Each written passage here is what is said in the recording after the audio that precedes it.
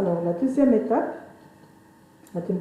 étape, c'est la pathologie la plus fréquente, c'est l'hyperplasie congénitale des surrénals. Et c'est toujours dans le cadre de l'ADS, des anomalies de la différenciation. Alors, par définition, l'hyperplasie congénitale, c'est quoi? C'est une maladie endocrinienne génétique. Elle se fait à transmission autosomique récessive et elle résulte de quoi? D'un déficit de une de ces enzymes de la stéréodégénèse. Et elle est responsable de la synthèse du cortisol. Donc, il s'agit dans la pathologie la plus fréquente, bien sûr, dans les déficits, dans les hyperplasies, c'est la 21-hydroxylase.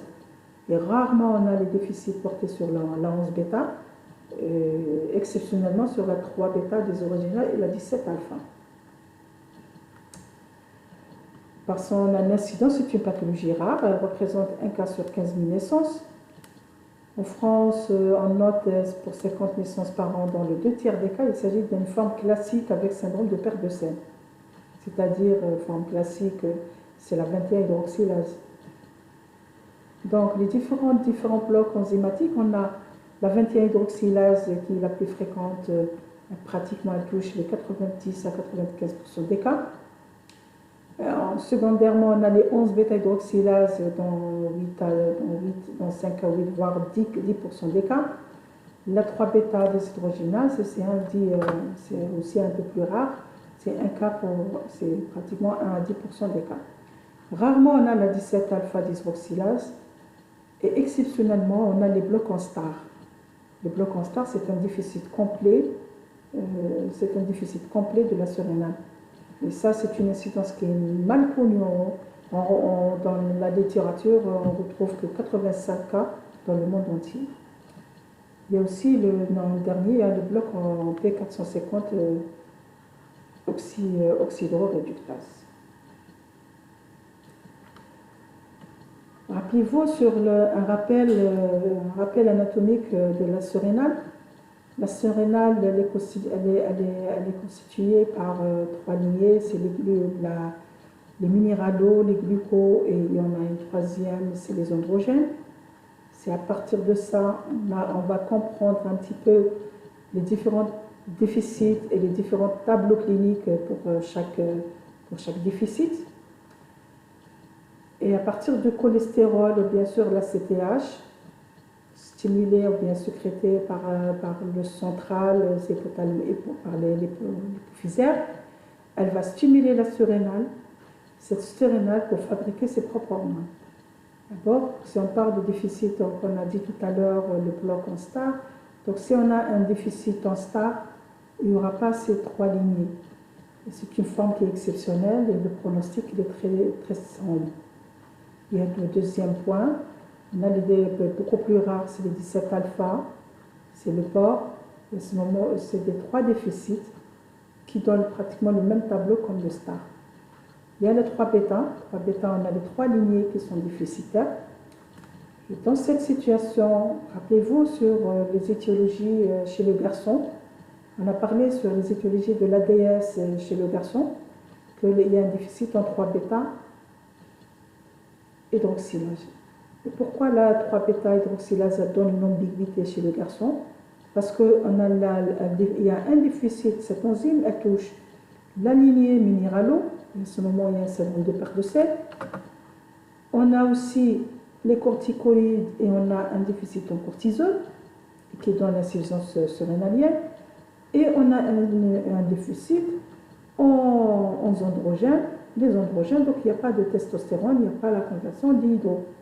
Et s'il n'y a pas de testostérone, il n'y a pas d'hydro, par conséquent, c'est des enfants qui présentent une ambiguïté à la naissance. Deuxième point qui est la plus fréquente, c'est la 21-hydroxylase. C'est la pathologie la plus fréquente, mais il y en a plusieurs formes. Il y a la forme classique ou bien la forme classique, c'est-à-dire précoce, et dans 2 tiers des cas, c'est le syndrome de perte de sel. Pourquoi le syndrome de perte de sel? Parce qu'elle touche surtout, elle est complète si elle touche la lignée minéralo, et ça qui donne le syndrome de perte de sel. Et il y a la forme, et dans le 1 tiers des cas, il n'y a pas le syndrome de perte de sel parce qu'il y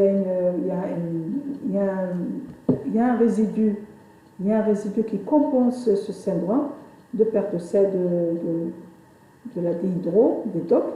De ce moment, on a sur le plan cortico, on a une insuffisance surrénalienne. Donc, chez le garçon, on n'a pas d'ambiguïté. Pourquoi? Parce que si les deux lignées sont bloquées, on a un excès dans le troisième robinet, c'est-à-dire les androgènes ont un excès. Et si il y a un excès d'androgène, chez le garçon, on a une hypertrophie de la verge, c'est la macrogénitalisme. On peut avoir une puberté précoce chez le garçon. Par contre, chez la fille, si on est chez la fille dans les 21, le bloc en minéralo et le bloc en cortisol, qu'est-ce qui va entraîner? Un excès d'androgène. Et qui dit un excès androgène dit un excès de virilisation chez la fille. Et à ce moment, on aura un excès de la testostérone. Cet excès de la testostérone, c'est elle qui va faire qui va provoquer une hypertrophie du clitoris et une virilisation et une signe d'hyperandrogénie clinique. Il y a aussi le troisième bêta, il y a aussi le 11 bêta. 11 bêta, il a pratiquement le même tableau clinique que ce soit chez la fille que le garçon pour la 21-hydroxylase. La différence dans les deux sens, dans les deux cas, c'est que dans la 11 bêta-hydroxylase, plus de 50% des cas, on a une HTA. Et ça qui fait le diagnostic de la 11 bêta. C'est toujours dans les hyperplasies, et si vous pensez à une 21 ou à 11 bêta, pensez à prendre la tension artérielle à chaque consultation. Donc, dans la 11 bêta, l'hypertension artérielle elle est présente, et ceci elle est dû à quoi? À l'excès de DOC. Donc, physiopathologie. Donc, c'est un déficit dans les trois nez, dans une, on a les minéralocorticoïdes, on a les glucos, rappelez-vous de ces trois. On a les minéralo, les glucos et les androgènes. Donc, les minéralocorticoïdes, quel est leur rôle? Leur rôle, elle assure la synthèse à partir du cholestérol, le prégnénolone, en progestérone et les DOC. Donc, à la synthèse de l'aldostérone, à travers les DOC qui vont donner la synthèse de l'aldostérone. C'est une hormone régulatrice de l'équilibre hydroélectrolytique. D'accord? Donc, s'il y a un défaut de synthèse, et par conséquent, un syndrome, il y a une perte de sel, il y a un excès de production de caline. Donc, qui dit perte de sel dit la déshydratation, et qui dit déshydratation dit hyponatrémie sévère et avec une hypercalémie importante. Deuxième point, c'est les glucocorticoïdes. Donc, ils sont synthétisés à travers le cortisol.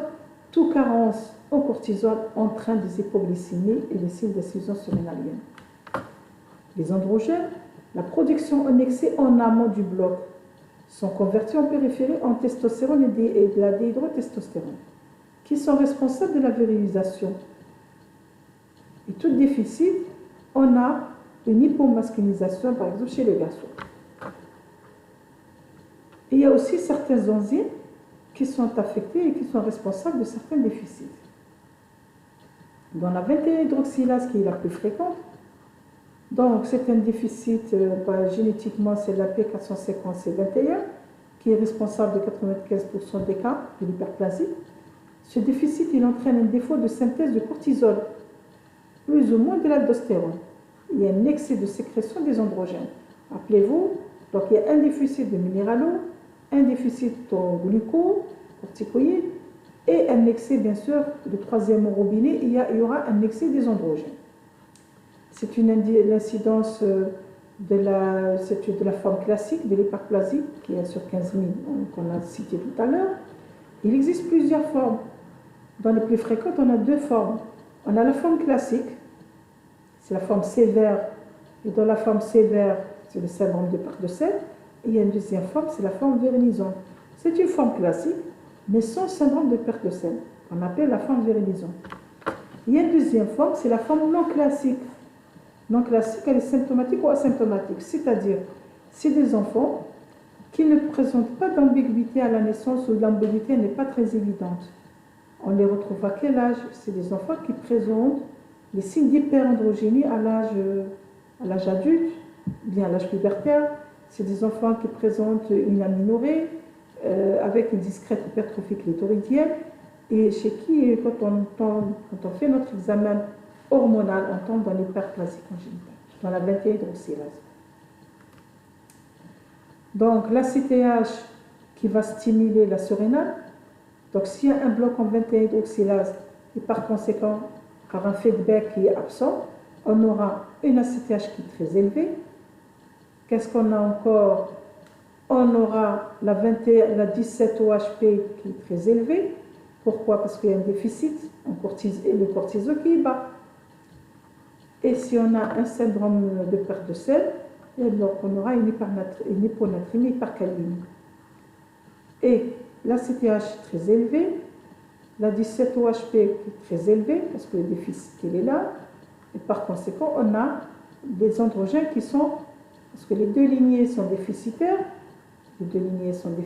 ici, donc si cette enzyme de la 21 hydroxylase qui est déficitaire, donc on aura un excès de la CTH, un excès de la 17-OH progestérone, et on aura un excès de la dihydro et la delta-4 androstérone, la DHEA, la delta-4 et la testostérone. Donc si on a les trois facteurs positifs et la CTH et la 17OH, on est dans un tableau d'une hyperplasie par bloc en 21 hydroxylase. Le déficit, alors là, quand cliniquement, bien, des enfants, c'est un déficit en cortisol, c'est des enfants qui se présentent pour une asthénie, pour une apathie, ils sont tout le temps fatigués, ils ont des hypotensions parce qu'il y a l'équilibre hydroélectrolytique qui est déficitaire. C'est des enfants qui se présentent et ils font des hypoglycémies sévères. Et dans 75% des cas, c'est le syndrome de perte de sel par déficit en aldostérone. Et c'est des enfants qui se présentent pour une déshydratation sévère, hyponatrémique, avec hypercalémie, voire même un état de choc. Et l'excès, et un troisième point aussi, ça c'est le tableau clinique rencontré devant une hyperplasie par 21 hydroxylase. Et l'excès de la CTH, si on a un déficit complet ou un déficit étroit, la CTH elle est très élevée. Plus que la CTH elle augmente, plus les signes d'hyperandrogénie sont évidents, plus on a l'hyperpigmentation. Et cette hyperpigmentation, on la rencontre surtout où on la voit au niveau chez les garçons, voire même chez les filles.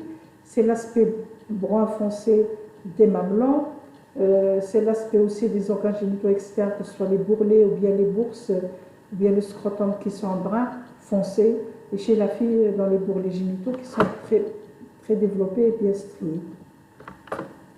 Et qui dit un excès d'androgène, dit une virilisation du fœtus. Et qui peut être en anténatal la virilisation plus importante. Sur le plan, les différentes formes, on a dit tout à l'heure, il y en a deux formes. On a la forme classique et la forme non classique. La forme classique, on a la forme précoce. C'est le syndrome de perte de sel dans 2/3 des cas, 75% des cas. Et la forme virilisante, ça c'est la forme virilisante qui est classique, mais elle est virilisante, c'est-à-dire elle se présente sans syndrome de perte de sel dans 25% des cas. Et on les rencontre, ça c'est à la période néonatale, c'est des enfants qui se présentent chez le nouveau-né. C'est des nouveau-nés qui se déshydratent souvent et on n'arrive pas à trouver l'explication. Bien sûr, il y a deux types de nouveau-nés. Soit c'est un nouveau-né, un garçon qui se déshydrate souvent et qui n'a pas d'ambiguïté sexuelle.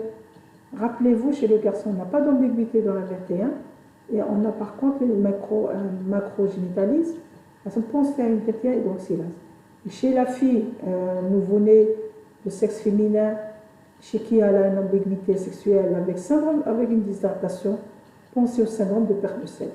Il y a d'autres formes, qu'on parle de forme virilisante, c'est des enfants chez qui un peu néonatal, on peut passer l'ambiguïté passe inaperçue, mais au cours des mois et au cours des années, l'hyperandrogénie, elle entraîne un développement du clitoris et la virilisation elle se développe petit à petit. Cette sévérité, elle diminue bien sûr avec l'âge. Bien sûr, elle est plus sévère chez le fœtus dans la période néonatale, voire la petite enfance, et cette sévérité elle commence à diminuer après l'âge. Quand on parle de la forme non classique, c'est quoi non classique? C'est-à-dire c'est des enfants qui se présentent à la consultation pour une pseudo-puberté précoce. Quand on parle de pseudo-puberté précoce, ce n'est pas une vraie puberté précoce d'origine centrale. Donc, quand on parle de puberté précoce d'origine centrale, c'est une chronologie réelle. Chez la fille, c'est le développement mammaire d'abord, ensuite la pilosité, et à la fin, on a le ménarche. Et chez le garçon, on a le développement, bien sûr, des gonades, c'est-à-dire les testicules qui sont bien développés, la pilosité secondairement, et après le développement de la verge. Mais dans l'hyperplasie congénitale, c'est le contraire. Quand on parle de pseudo-puberté, c'est-à-dire cette hyperandrogénie, qu'est-ce qu'elle va faire? Chez la fille, on aura une pilosité exagérée. Elle a une ambiguïté, oui, elle a une hypertrophie clitoridienne qui est développée, mais elle a une pilosité qui est importante et exagérée. Une pilosité importante qui contraste avec un développement mammaire infantile. Elle n'a pas de développement mammaire. Et par conséquent, ce n'est pas une vraie puberté centrale, mais elle est périphérique. Et chez le garçon, comment on fait la différence? C'est que quand on fait notre examen clinique, on trouve qu'il a des gonades qui sont de petite taille, qui ne sont pas encore développées, qui ne sont pas encore engagées dans leur puberté, mais ils ont une pilosité exagérée qui est anormalement, voire même à une augmentation de la verge. Pensez à une hyperplasie congénitale des surrénales à cet âge. C'est des enfants qui se manifestent avec l'acné ou un hirsutisme, qui rentre dans le cadre de cette hyperandrogénie. Et rarement, exceptionnellement, on a des formes cryptiques chez l'adulte. L'hyperplasie, elle est découverte à l'âge adulte suite à une infertilité. C'est des couples ou bien c'est des femmes ou bien des hommes qui consultent pour une infertilité, chez qui on demande des examens de la surrénale et on tombe dans l'hyperplasie congénitale des surrénales. Dans notre examen clinique, il faut procéder toujours à une enquête anamnestique, comme on l'a cité tout à l'heure, dans les anomalies de la différenciation sexuelle. C'est une enquête policière. On a parlé de l'hyperplasie, c'est une pathologie, elle est génétique, autosomique, récessive. La consanguinité, elle est présente. Il faut toujours rechercher des enfants atteints d'affections surrénaliennes, c'est-à-dire dans la fratrie, c'est des enfants qui sont suivis pour une hyperplasie, ou bien décédés par des tableaux de déshydratation, ou bien des enfants qui sont suivis et traités pour un épospade. Ça, c'est qu'il faut les chercher. Ou il faut chercher aussi les antécédents de stérilité. Bien sûr, même dans la famille, ou bien dans les antécédents familiaux, ou bien rechercher aussi les ABRT. C'est des mamans qui font fréquemment des ABRT, ou bien des mornées. C'est-à-dire tellement la virilisation est importante, tellement le syndrome de perte de sel est important, que la déshydratation se fait en anténatale et on aura des mornées à la naissance. La grossesse, il faut bien suivre, il faut voir avec le gynécologue pour le suivi de la grossesse. Est-ce qu'il n'y a pas eu de prise médicamenteuse? On a dit tout à l'heure l'excès d'androgène, enfin les médicaments androgéniques qui peuvent entraîner une virilisation chez la fille, chez l'enfant ou bien chez le nouveau-né, parce que c'est des androgènes qui passent par la barrière transplacentaire. Est-ce qu'elle n'a pas utilisé certaines crèmes? Ou il y a aussi des facteurs environnementaux. Il y a une virilisation maternelle pendant la grossesse et on a dit tout à l'heure, c'est les tumeurs virilisantes qui sont découvertes au cours de la grossesse. À ce moment, on a deux types.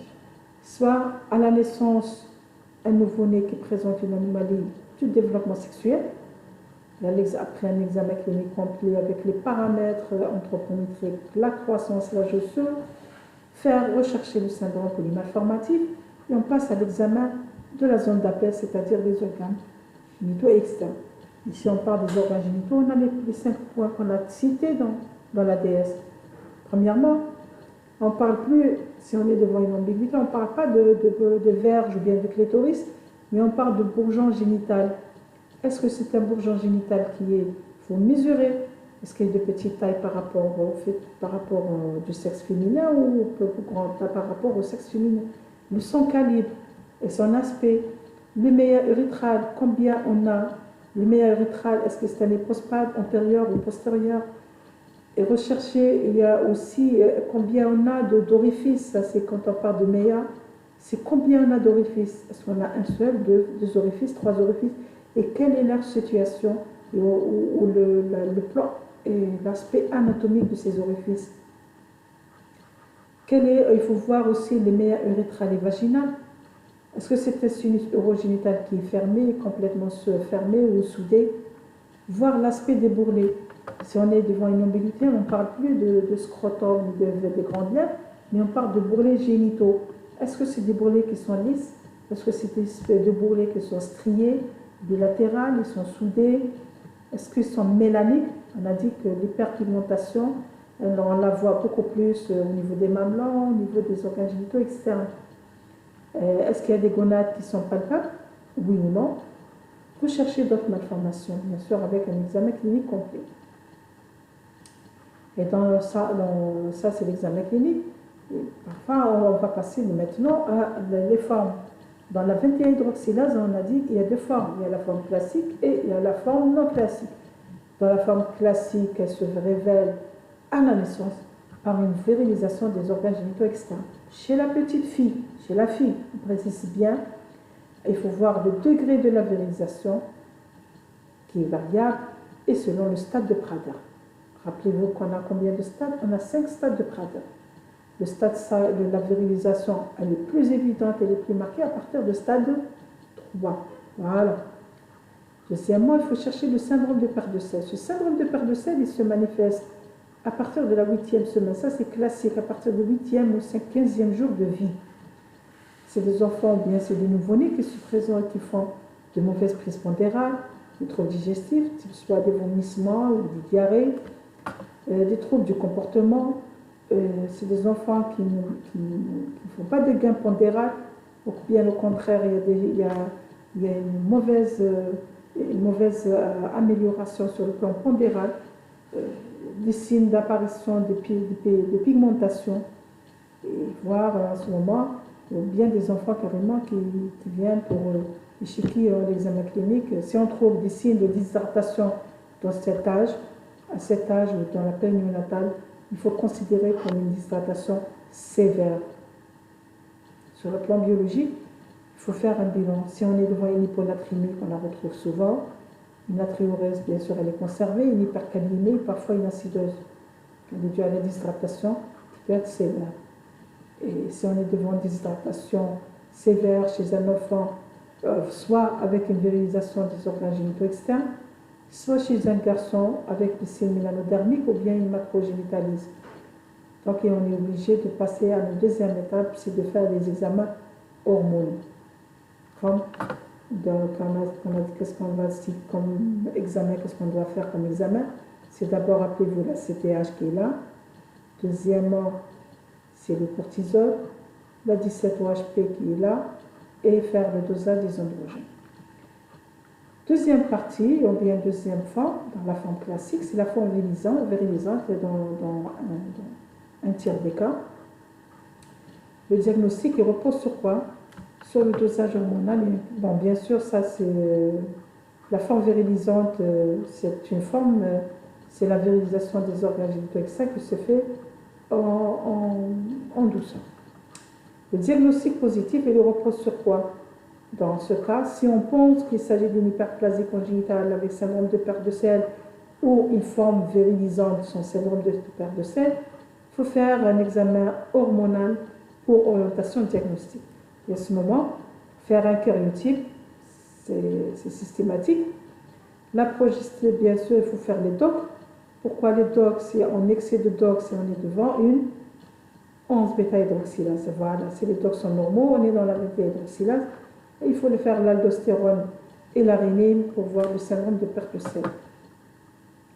La 17-OH progestérone, c'est un examen de certitude. Au-delà de 50 mg par millilitre, c'est un excès de 17OH, c'est une valeur positive. Généralement, le cortisol, il est très sensible pour le doser, mais il serait nécessaire de faire, de demander la CTH, la 17-OH progestérone, la delta 4 il faut doser les androgènes beaucoup plus et beaucoup plus important que le cortisol. Pourquoi? Parce qu'on peut tomber dans des cortisols qui sont normaux. Le cortisol est très sensible. Et dans les situations de stress, le cortisol il augmente malgré qu'on est en déficit. Enfin, ça, c'est un premier facteur. Deuxième, le cortisol il doit être dosé le matin et dans les premières heures. Le prélèvement doit être acheminé le plus tôt possible et rapidement au laboratoire et pour avoir un examen fiable et de certitude. Pour cette raison, on doit se baser surtout sur les autres déficits. Ça, c'est l'aspect chez le garçon. Et c'est pour ça, on a beaucoup plus. Pourquoi dans l'hyperplasie congénitale du surrénal par bloc en 21, elle touche autant de garçons que des filles. Il n'y a pas de différence dans l'incidence, mais sur le terrain, on voit beaucoup plus fréquente chez la fille que le garçon. Pour une simple raison, parce que la fille, elle a les organes génitaux externes virilisés, il y a une ambiguïté, on pense d'emblée à faire éliminer le diagnostic ou bien retenir le diagnostic d'une hyperplasie. Par contre, le garçon, il passe inaperçu. Quel est le signe de certitude de pathognomonique? C'est des enfants qui décèdent pour une dyshydratation et on met généralement une dyshydratation hypernatrémique ou hyponatrémique, pardon. Mais c'est des garçons chez qui, c'est des garçons, on les voit normaux, mais pour un pédiatre, clinicien et endocrinologue, un aspect génital de cet aspect, il fait penser qu'il s'agit d'une hyperplasie. Pourquoi? Parce qu'il a une verge qui est anormalement développée, avec un développement du scrotum anormalement pour un nouveau-né, et qui a un aspect brun foncé, ça c'est la mélanodermie. Deuxième point, on peut aussi la taille. Pourquoi quand on a fait l'examen clinique, on a dit les paramètres anthropométriques qui sont primordiaux. Dans l'hyperplasie congénitale, on a une avance de la staturale, parce que c'est les hyperandrogénies qui font pousser la croissance et qui vont pousser aussi la maturation osseuse. Pour cela, il faut demander aussi l'âge osseux pour voir s'ils ne sont pas en avance. Dans la forme tardive, ce tableau est dû à la sécrétion importante des androgènes par la surrénale. Chez le garçon, qu'est-ce qu'on a? Soit on pose le diagnostic généralement à cette période, c'est-à-dire à partir de 18 mois vers 4 ans. Et le motif de constatation, c'est une pilosité pubienne qui est exagérée, une augmentation de la verge anormalement, alors sans augmentation du volume testiculaire. Parce que s'il y a une augmentation du volume testiculaire, on n'est plus dans la surrénale, on est dans la voie centrale. Il faut, si on est devant ces deux situations, faire tracer la courbe de croissance et rechercher s'il n'y a pas une accélération de la vitesse de croissance et éventuellement la maturation osseuse. Si on est devant cette situation, on a le droit de demander les examens hormonaux comme la CTH, la testostérone, la 17-OH progestérone. Chez la fille, c'est une manifestation, la virilisation qui se manifeste, mais un peu plus tard. Et c'est ça qui donne le retard de diagnostic à la naissance. Donc ce tableau clinique s'accentue et il évolue progressivement avec une augmentation de la taille du clitoris et l'apparition des signes d'hyperandrogynie. Et c'est des signes qui sont beaucoup plus évidents dans la petite enfance, avec une accélération de la vitesse de croissance et de la maturation osseuse. Ça, c'est l'aspect en quelques mois. Elle s'est présentée avec une hypertrophie clitoridienne. Quelques mois après, on a l'aspect, c'est la même fille, parce qu'elle est partie perdue de vue pendant quelques mois, et elle est revenue parce qu'il y a un développement anormalement de cette clitoris qui est pratiquement devenu un aspect d'une verge. Ça, c'est l'aspect d'un Prader pratiquement 5, avec un duvet pubien, c'est un développement de la pilosité. Alors, la prise en charge. Le but de la prise en charge devant une hyperplasie congénitale des sécrétions récemment. Qu'est-ce qu'on a? On a un déficit. Donc, il faut substituer le déficit. Par quoi on substitue le déficit? Le déficit, on le substitue par l'hydrocortisone, c'est un traitement à vie. Il faut substituer le cortisone et il faut substituer les minéralocorticoïdes. Donc l'hydrocortisone, c'est un traitement à vie. C'est un traitement qui doit être ajusté en fonction du quoi. Si on est devant le nouveau-né, et avec une forme très sévère, avec syndrome de perte de sel, on peut aller jusqu'à 30 mg par mètre carré par jour. Ce traitement il doit être ajusté et corrigé selon l'évolution, selon le contrôle et selon le bilan hormonal et le contrôle des bilans hormonaux. Et après, dans les formes virilisantes ou les formes tardives ou bien chez les grands enfants, là, on peut aller dans les alentours de 10 à 15, voire 18 mg par mètre carré par jour.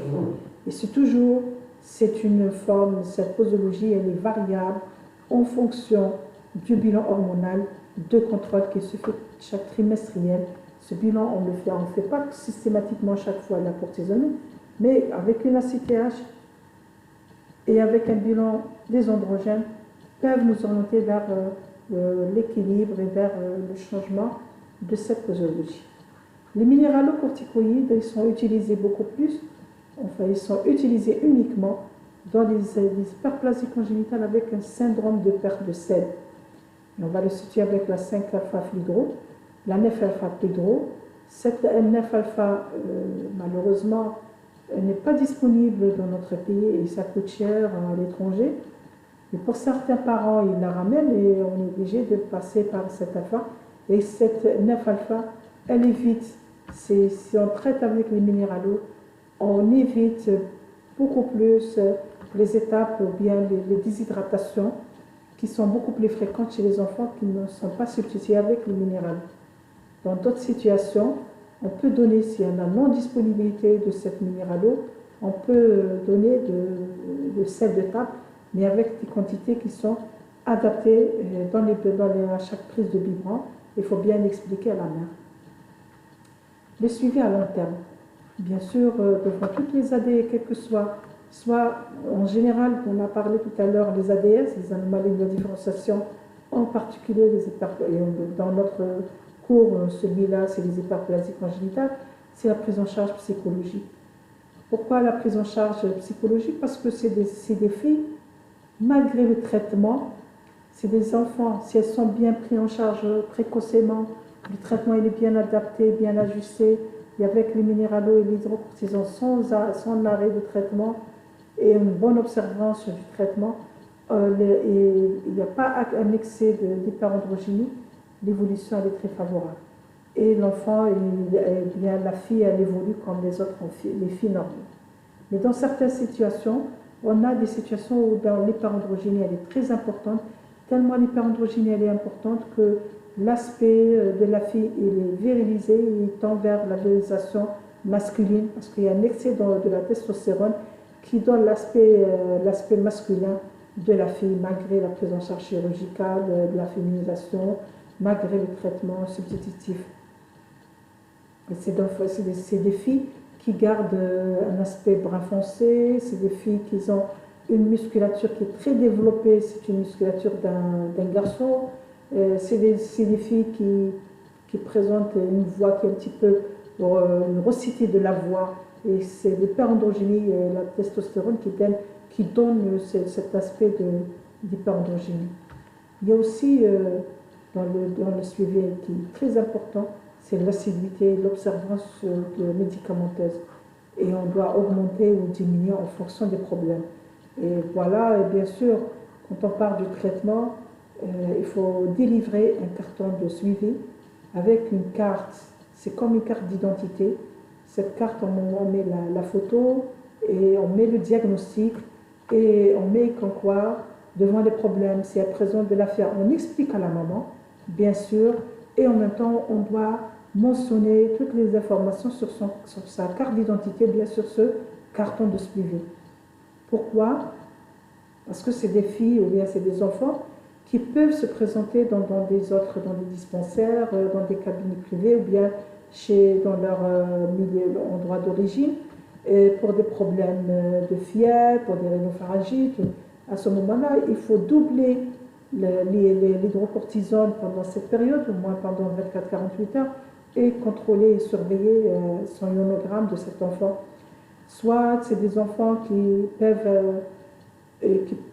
avoir des problèmes qui relèvent de la chirurgie, par exemple une appendicite aiguë, une invagination, un traumatisme.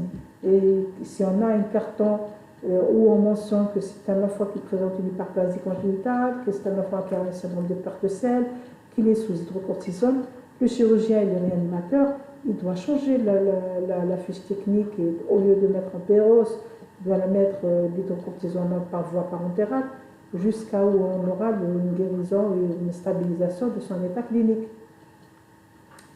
Voir bien sûr le suivi, et c'est un suivi à long terme. Quand on parle de la croissance et de la puberté, c'est des enfants qu'on doit laisser jusqu'à même après la puberté. Croissance, c'est la maturation osseuse pour voir s'il n'y a pas une soudure. Et la puberté, il faut voir s'il n'y a pas un retard pubertaire ou si c'est un enfant qui a acheminé sa puberté ou pas. Et pour l'hydrocortisone, je n'ai pas précisé que c'était comprimé à 10 mg. Il y a uniquement une seule forme, c'est la forme de l'hydrocortisone, des comprimés à 10 mg. Ils sont disponibles partout en Algérie et avec la boîte qui est très, avec un prix qui est raisonnable. Malgré ça, il faut délivrer une ordonnance pour la Casoran pour avoir un certificat de maladie chronique, parce que c'est un traitement à vie. Il y a un troisième point qu'on n'a pas cité aussi, c'est comme on a parlé dans les anomalies de la différenciation sexuelle. Si on est devant une hyperplasie congénitale et si c'est une fille avec l'urérisation, n'oublie pas de faire la déclaration parce qu'on a avec une identité ou bien indéterminée. N'oublie pas de faire la déclaration à l'état civil et voir l'identité sexuelle de cet enfant.